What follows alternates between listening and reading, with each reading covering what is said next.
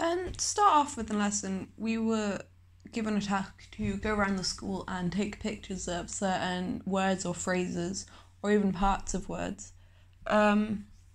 We got given about 20 minutes to do this, and we took quite a few different pictures. Some were in little weird places, like on a ladder or in a corner of a room, and some were just very obvious, like the posters on the walls. We then all came back and we got told to title them, such as a text that few understand, or a text that tells the time. And we got given this because in one of Force Entertainment's pieces, certain Fragments, they have a section which they say this. From that, we got put in the groups in which we went around the school with. So I was with Catherine in a pair, and we got told to make a piece with those lines. We decided to do a squeeze duet in which we'd stay connected to a crate at all times with different body parts. So we started off thinking of the lines. We said we'd say them in turn with each other. And we'd try and make the movement of the crate somehow represent the words we were saying rather than the actual text we were talking about. So, for example, one of them was a text that warns. We both kind of ran away from it, from the crate. That was the only time we disconnected, apart from the end. And then one was a text that protects soon after, in which we went and almost hugged the crate in a sense.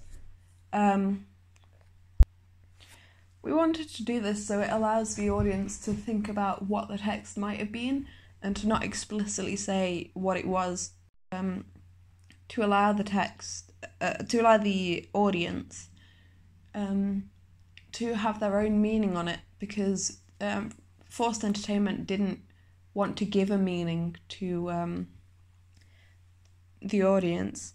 They just wanted the audience to think of the meaning themselves, which made it a lot more personal, made the audience think more about the piece. So I think it went fairly well. We quite quickly learned the lines and which one went in which order. It took a bit longer to remember the exact crate movements to get it perfect, but in the end it worked fairly well. And the feedback we got was that it looked very slick and it looked very good, and it did allow the audience to think themselves about what the text might have actually been and put their own meaning on it. So I think overall we did it fairly well.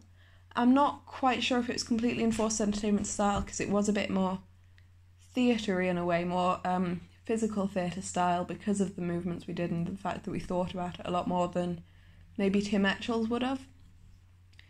But I think we'll slowly get used to the fact that perhaps in Tim Etchell's style you don't always think about exactly what you're doing, you more think about the way that you want the audience to feel watching it.